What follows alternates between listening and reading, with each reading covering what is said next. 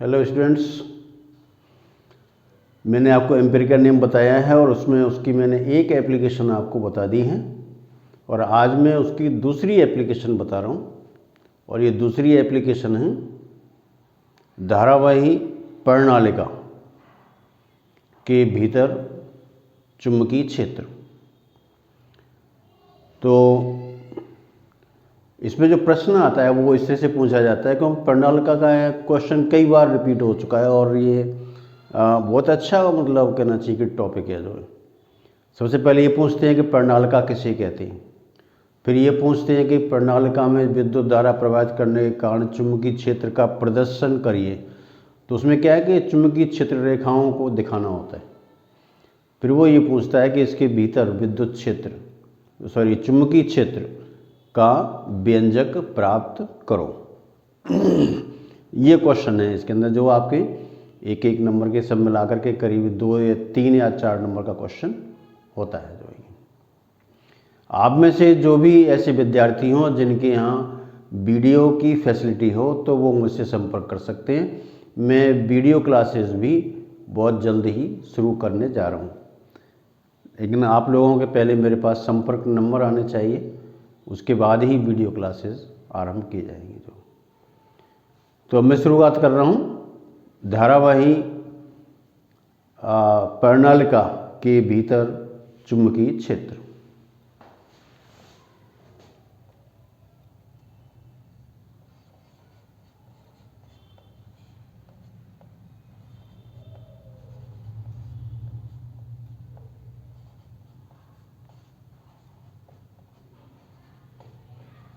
प्रणालिका की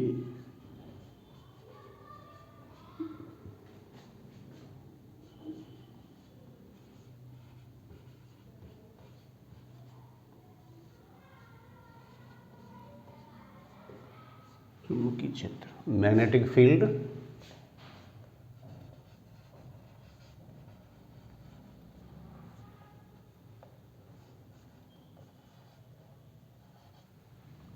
inside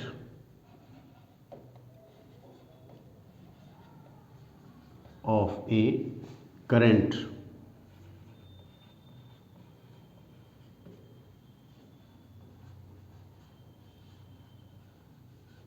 carrying solenoid।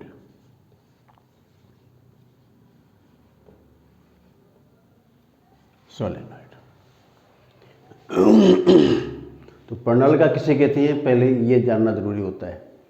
मान लो आपके पास एक बेलन है और उस बेलन पर हम एक विद्युत रोधी धातु के तार, चाहे वो तांबे का हो या अन्य किसी पदार्थ का हो, उसको लपेट दिया जाए उसकी लंबाई के अनुदिश। तो इस तरह की जो व्यवस्था होती है, बाइंडिंग होती है जो इस तरह की, उसे हम कहते हैं प्रणालिका।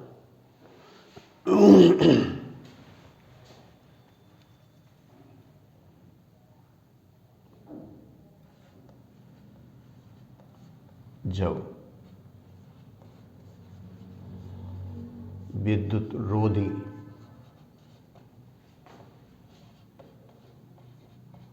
तांबे के तार को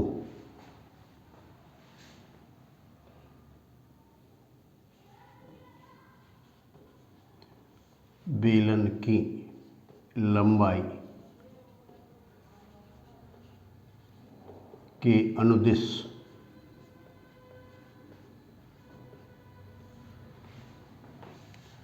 अनेक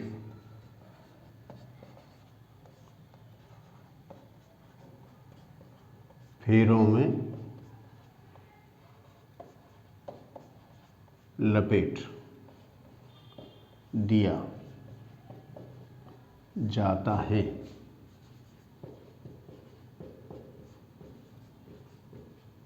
तो इसे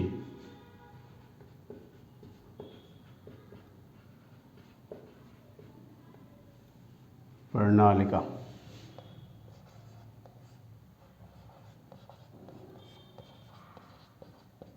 कहते हैं। जैसे ये बेलन है मान लो, और इस बेलन पर हम तार को ऐसे यूँ लपेटते हैं, जो इस तरीके से, या फिर इसको ऐसे यूँ लपेट दिया जाए। बाइंडिंग कैसे भी हो सकती है, क्लॉकवाइज भी हो सकती है और ये एंटी क्लॉकवाइज भी हो सकती है। तो जब इसकी लंबाई के अनुदेश इसको लपेट देते हैं तो इनके क्या है कि अनेक फेरे होते हैं इसके अंदर। तो ये जो व्यवस्था बनाई जाती है इस तरीके से, इसको हम कहते हैं प्रणालिका। इसमें जो बेलन जो होता है वो कुचालक पदार्थ का बना होता है जो, और बाद में जब बाइंडिंग हो जाती है तो बेलन को हटा दिया जाता है, तो केवल इसमें प्रणालिका ही बचती है इसके अंदर। अब इसमें कभी कभी एक प्रश्न और पूछते हैं कि आदर्श प्रणालिका किसे कहते हैं। आदर्श, आइडियल सोलेनॉइड का अर्थ क्या होता है। तो आदर्श प्रणालिका हम उसे कहते हैं जिसका व्यास यानी कि मोटाई, जिसका व्यास उसकी लंबाई की तुलना में नगण्य हो। जैसे आप यूँ मान लीजिए कि आपने 1 मीटर लंबी प्रणालिका बना करके तैयार की और उस प्रणालिका का व्यास मान लो आपने 1 सेंटीमीटर रखा, तो उस 1 सेंटीमीटर व्यास को 1 मीटर लंबाई की तुलना में हम नगण्य मान सकते हैं। उस स्थिति में हम उसको एक आदर्श प्रणालिका कहते हैं।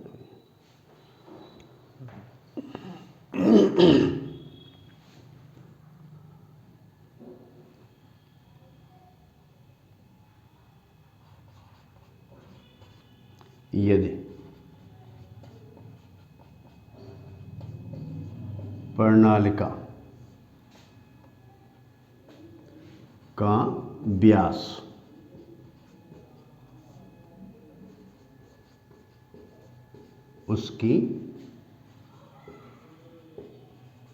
तुलना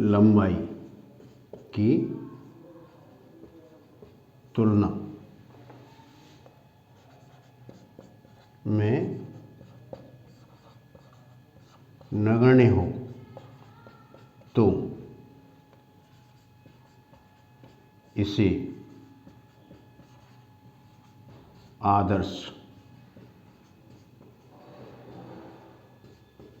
प्रणालिका कहते हैं।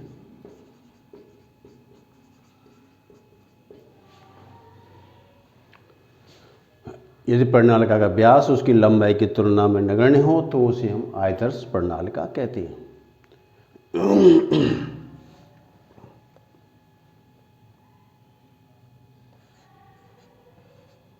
जब प्रणालिका में विद्युत धारा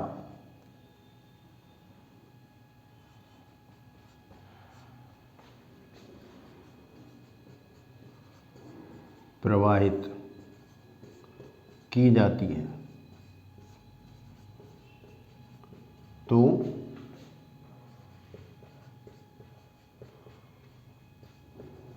प्रणालिका के अक्ष के अनुदिश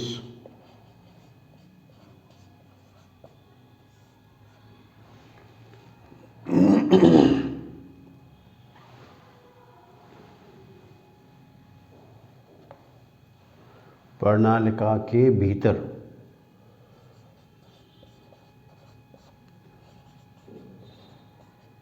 अक्ष के अनुदिश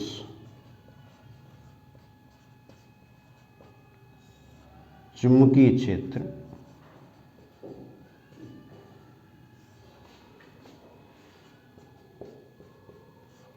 उत्पन्न होता है।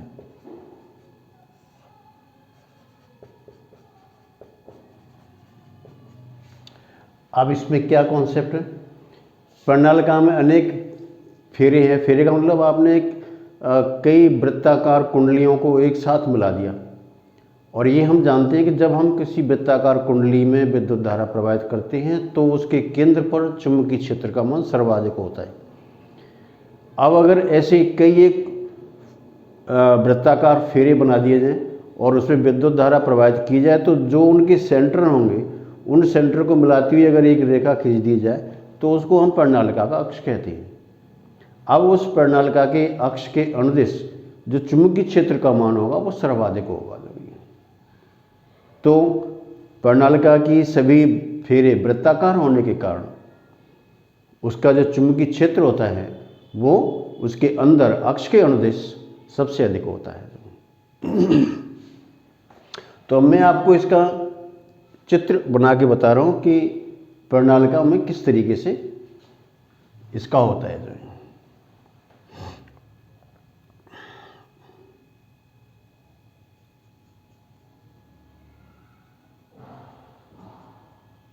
मान लिया कि ये एक बेलन है,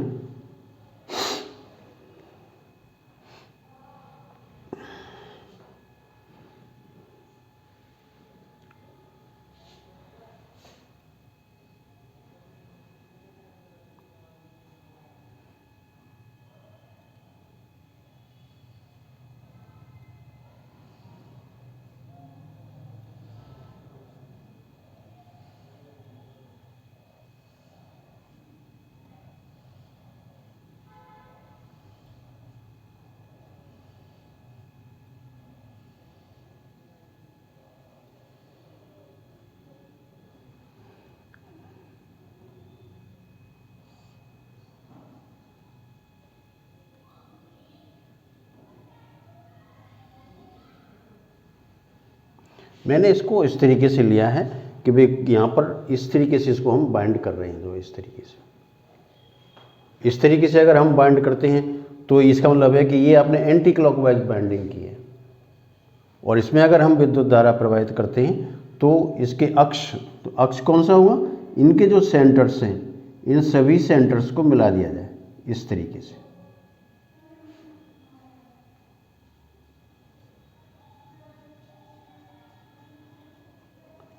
तो ये प्रणालिका का अक्ष होगा जो आपने यहाँ बनाया है, ये है अक्ष। तो सभी सेंटर को मिला दिया तो एक सीधी रेखा बन गई जिसको प्रणालिका का अक्ष कहते हैं।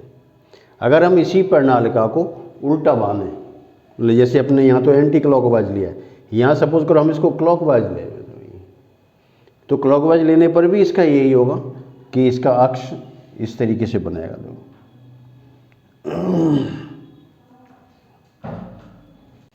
अब मैं इसका एक दूसरा और इसका एक ले रहा हूँ कि ये बेलन है और इसमें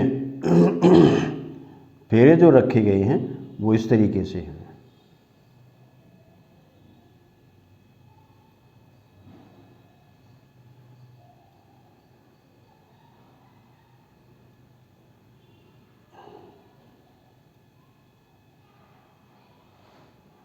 यूँ इसमें लेंगे तो ऊपर से यूँ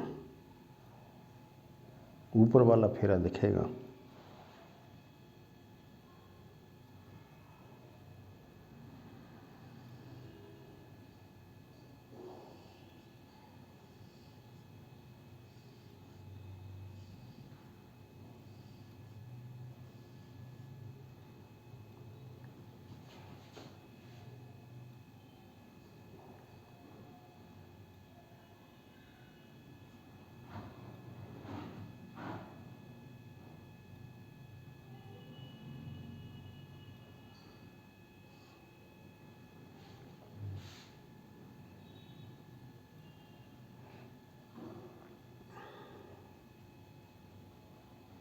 ये इसका अक्ष। तो इसमें क्या है कि भाई फेरा बाहर से निकलता हुआ है, बाहर से यूँ अंदर की तरफ होता हुआ इस तरीके से होता हुआ और फिर लास्ट में फिर ये अंदर की ओर से होकर के निकलता है। जो इसमें बाहर की तरफ से निकलता है, इसमें अंदर की तरफ से होकर के निकलता है। बस इतना सा फर्क है इसके अंदर। तो बाइंडिंग मैंने आपको बताया किसी तरीके से हो सकती है, क्लॉकवाइज अथवा एंटी क्लॉकवाइज।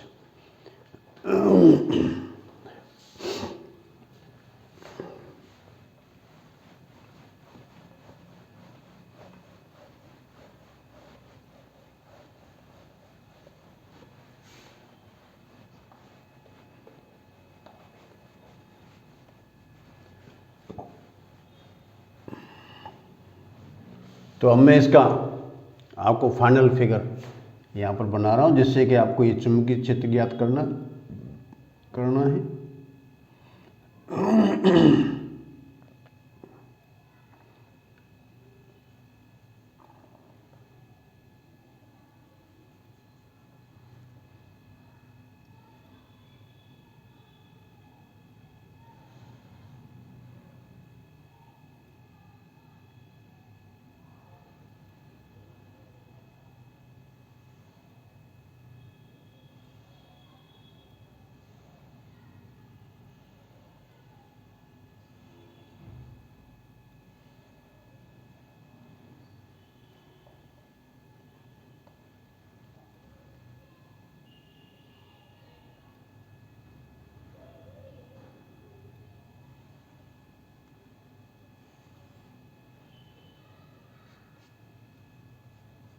मान लिया कि इस तरीके से है, ये इसके अंदर से होकर के आ रहा है, ये इसके बाहर से होकर के इस तरीके से, तो इसमें करंट ऐसे फ्लो हो रही है जो,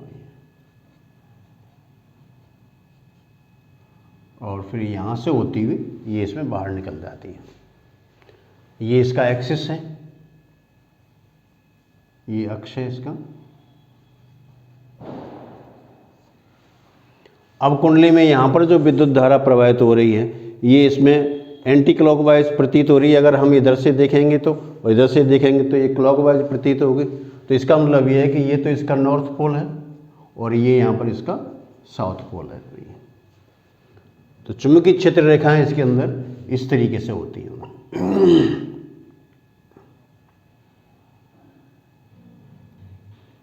नॉर्थ से चलती हुई साउथ की ओर,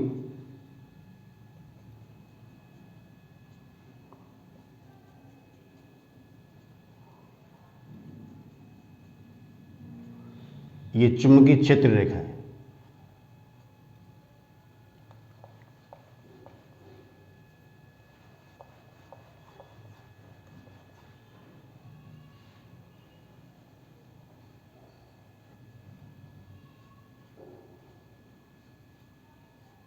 ये अब यहाँ पर चुंबकीय क्षेत्र ज्ञात करने के लिए मान लें कि हम एक यहाँ पर एक इसकी एक साइड लेते हैं और यहाँ पर एक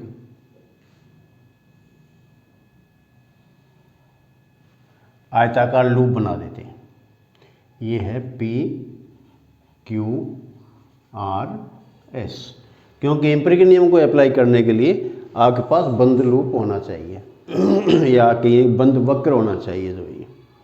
तो हम मान लेते हैं इसमें प्रवाहित विद्युत धारा आई, माना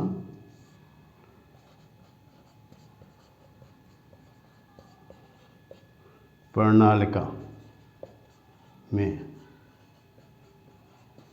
प्रवाहित विद्युत धारा इज इक्वल टू आई।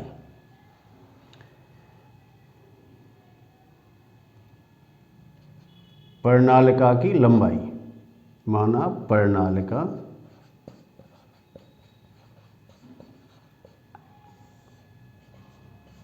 की लंबाई इक्वल टू एल। इसमें फेरों की संख्या एन मान लेते हैं।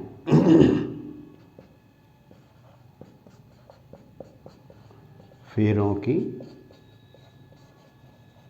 संख्या इक्वल टू कैपिटल एन। तो एकांक लंबाई में फेरों की संख्या, इसलिए एकांक लंबाई में फेरों की संख्या equal to N upon L, और इसको हम स्मॉल एन से रिप्रेजेंट करते हैं।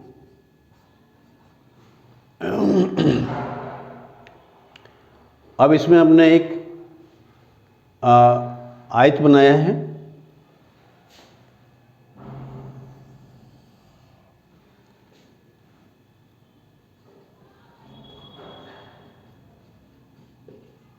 प्रणालिका के भीतर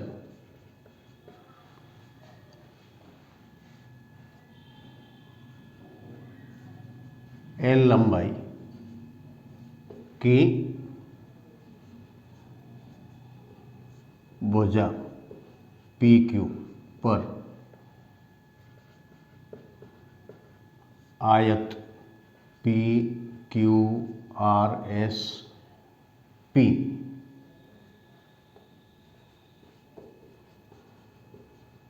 की रचना करते हैं।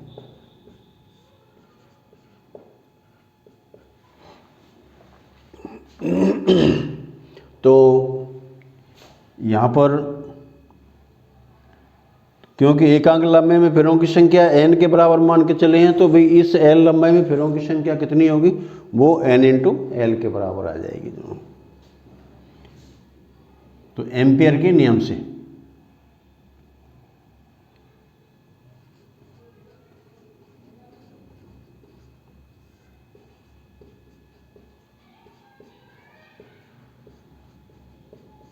एम्पिरिकल नियम क्या कहता है? इंटीग्रेशन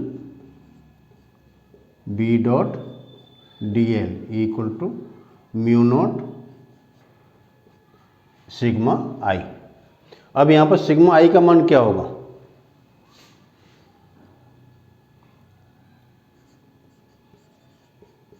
जहां sigma I equal to N L I. इकाई लंबाई में फेरों की संख्या एन के बराबर है, तो एल लंबाई में फेरों की संख्या इतनी होगी। अब प्रत्येक फेरे के अंदर आई धारा प्रवाहित होती है, तो इतने फेरों में कितनी विद्युत धारा प्रवाहित होगी? तो वो ये एन एल आई आ जाएगा इसमें। अब हम इस इंटीग्रेशन को चारों भुजाओं के लिए ओपन करेंगे इसमें। तो पहला है integration P to Q B dot D l, integration Q to R B dot D l, integration R to S B dot D l, और integration S to P B dot D l equal to mu naught N L I. Sigma I के स्थान पर ये आ जाएगा। अब आप देख रहे हैं कि ये जो चुंबकीय क्षेत्र वो इस तरीके से है, और ये भुजाएं जो है इसमें क्यू आर और एस पी दोनों ही इसके परपेंडिकुलर है, लंबवत है। ये भुजा इस प्रणालिका के बाहर है, तो बाहर इसमें कोई चुंबकीय क्षेत्र नहीं होता है। तो इन सब का हम इसमें मान रख दें।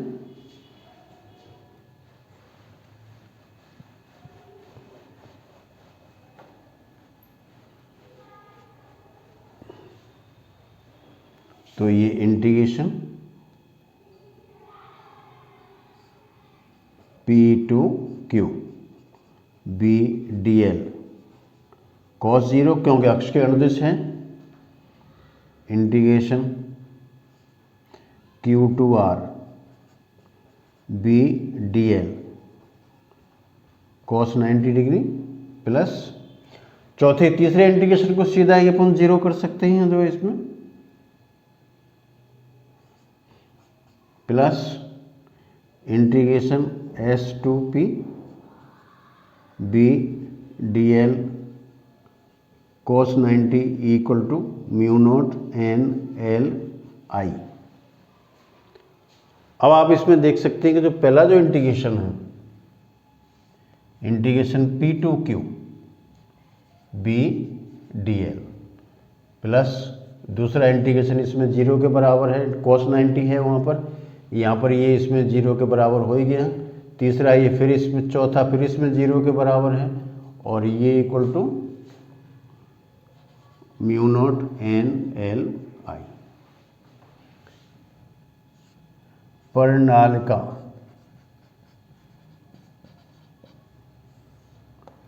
के बाहर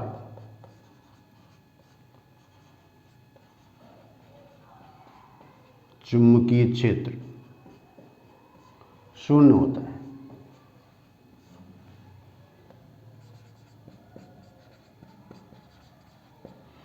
इसलिए इंटीग्रेशन वो जो अपन ने यहाँ पर लिखा है, third integration R to S B dot D L, ये इक्वल टू जीरो।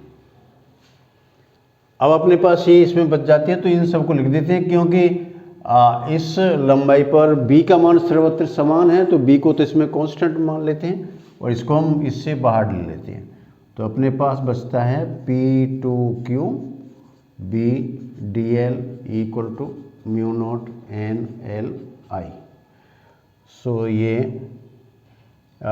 b को बाहर ले लें, integration P to Q d l equal to mu naught N L I, और ये b और p से q तक की लंबाई इसमें l के बराबर है, तो ये mu naught N L I. l दोनों में से कैंसिल हो जाएगा, तो b equal to mu naught N I. जहाँ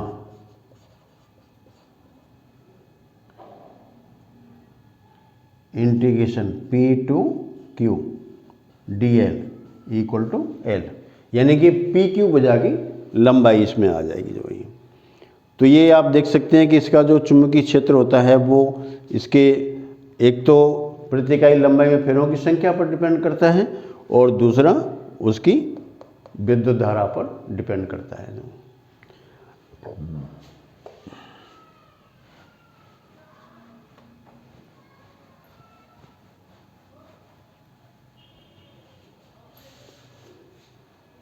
तो हम इसको ऐसे भी लिख सकते हैं, B equal to mu naught N I upon L,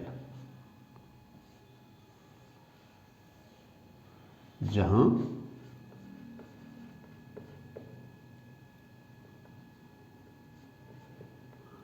N equal to N upon L.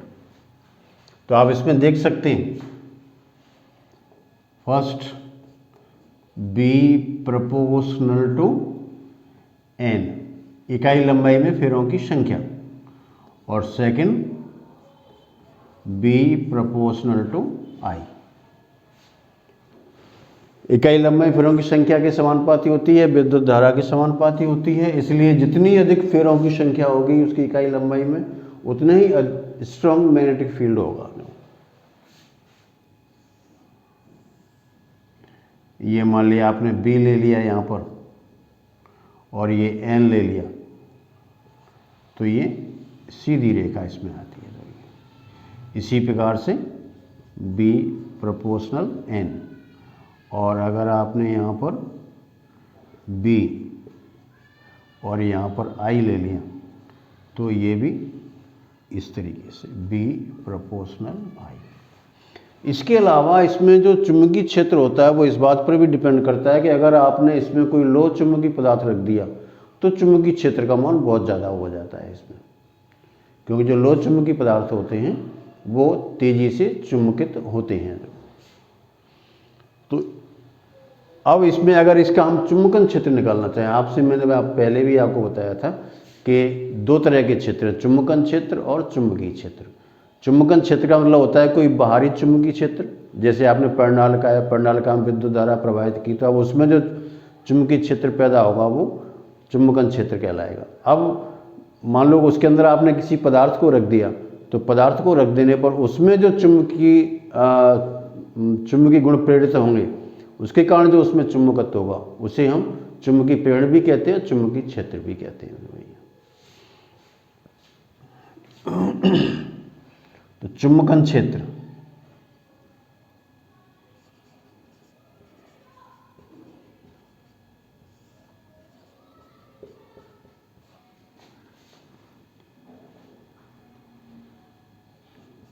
Equal to हम H मान लें तो हमारा फॉर्मूला होता है B equal to mu naught H। तो क्या करें भाई, यहाँ पर जो फॉर्मूला अपना आ रहा है उसके स्थान पर हम म्यू नॉट H रख दें, इसलिए यहाँ पर ये जो फॉर्मूला है ये हो जाएगा आपका mu naught H equal to mu naught N I upon L। इसमें से म्यू नॉट हम कैंसिल कर देंगे दोनों साइड से,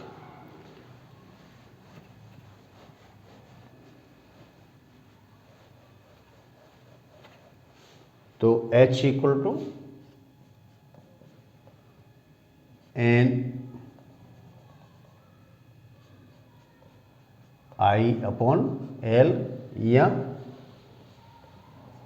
H equal to N I, N equal to N upon L।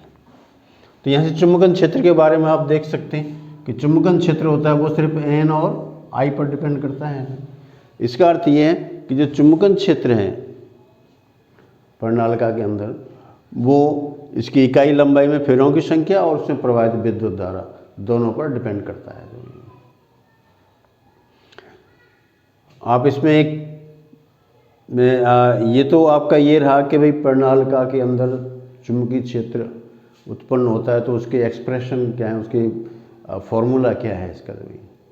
मैं इससे हट करके थोड़ा सा एक आपको चीज़ और इससे बताता हूँ जो इससे थोड़ा सा डिफरेंट है।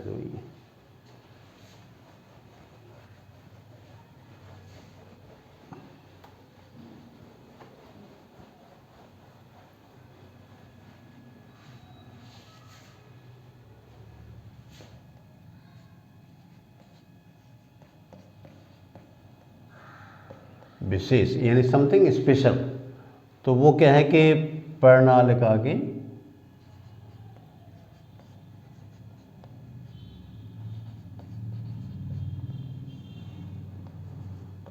के सिरों पर चुंबकीय क्षेत्र,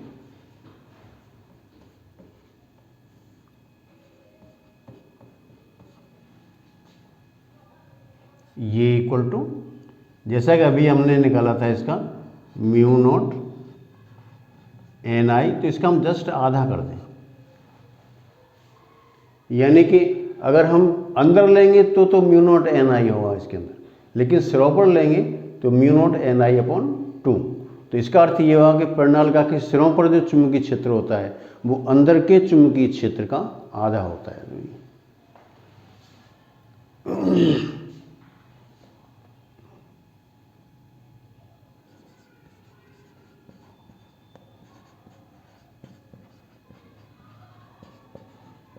पर्णालिका के सिरों पर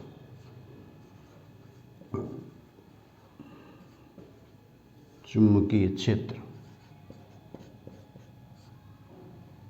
उसके भीतर चुंबकीय क्षेत्र का आधा होता है।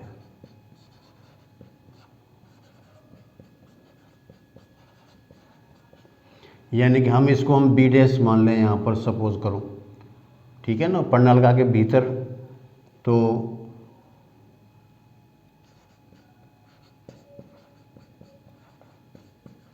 पर्णालिका भीतर चुंबकीय क्षेत्र B equal to mu naught N I. तो इन दोनों का अनुपात निकालना है, B dash upon B equal to 1/2। तो इसका मतलब क्या हो गया कि भाई B डैश अनुपात B equal to 1/2।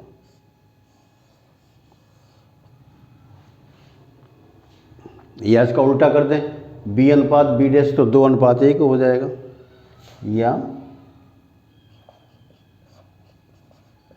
B dash अनुपात B तो ये हो जाएगा 2/1। तो किसी भी तरीके से पढ़ें, इसके सिरों पर जो चुंबकीय क्षेत्र होता है वो हमेशा भीतर के चुंबकीय क्षेत्र का आधा होता है। पर्णालिका के बाहर कोई चुंबकीय क्षेत्र नहीं होता है, तो ये केवल पर्णालिका के भीतर ही होता है। तो ये है पर्णालिका का धारावाही पर्णालिका के कारण उसके भीतर और उसके सिरों पर चुंबकीय क्षेत्र। Thank you.